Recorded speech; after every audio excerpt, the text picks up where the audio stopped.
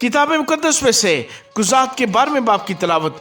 तब इफ्राइम के लोग जमा होकर शिमाल की तरफ गए और इफ्ता से कहने लगे कि जब तू बनी अमून से जंग करने को गया तो हमको साथ चलने को क्यों ना बुलवाया, सो हम तेरे घर को तुझ समेत जलाएंगे। इफ्ता ने उनको जवाब दिया कि मेरा और मेरे लोगों का बड़ा झगड़ा बनी अमून के साथ हो रहा था, और जब मैंने तुमको बुलवाया तो तुमने उनके हाथ से मुझे न बचाया, और जब मैंने ये देखा कि तुम मुझे नहीं बचाते तो मैंने अपनी जान हथेली पर रखी और बनी अमून के मुकाबले को चला, और खुदावन ने उनको मेरे हाथ में कर दिया। बस तुम आज के दिन मुझसे लड़ने को मेरे पास क्यों चले आए? तब इफ्ता सब जलादियों को जमा करके इफ्राइमियों से लड़ा, और जलादियों ने इफ्राइमियों को मार दिया, क्योंकि वो कहते थे कि तुम जलादी इफ्राइम ही के भगोड़े हो जो इफ्राइमियों और मनस्सियों के दरमियान रहते हो। और जलादियों ने इफ्राइमियों का रास्ता रोकने के लिए यरदन के घाटों को अपने कब्जे में कर लिया, और जो भागा हुआ इफ्राइमी कहता कि मुझे पार जाने दो,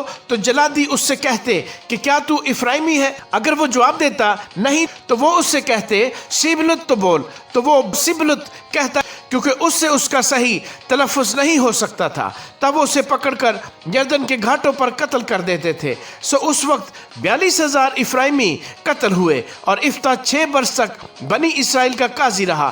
फिर जलादी इफ्ता ने वफात पाई और जलाद के शहरों में से एक में दफन हुआ। उसके बाद बैतलहमी इब्सान इसराइलियों का काजी हुआ। उसके 30 बेटे थे और 30 बेटियां। उसने बाहर ब्याह दी और बाहर से अपने बेटों के लिए 30 बेटियां ले आया। वो 7 वर्ष तक इसराइलियों का काजी रहा, और इब्सान मर गया और बैतलहम में दफन हुआ। और उसके बाद जबूलूनी एलोन इसराइल का काजी हुआ, और वो 10 वर्ष इसराइल का काजी रहा। और जबूलूनी एलोन मर गया और अयालोन में जो जबूलून के मुल्क में है दफन हुआ। इसके बाद फिरातूनी हलील का बेटा अब्दून इसराइल का काजी हुआ, और उसके 40 बेटे और 30 पोते थे जो 70 जवान गधों पर सवार होते थे, और वो 8 वर्ष इसराइलियों का काजी रहा। और फिरातूनी हलील का बेटा अब्दून मर गया, और अमालिकियों के कोस्तानी इलाके में फिरातून में जो इफ्राइम के मुल्क में है दफन हुआ।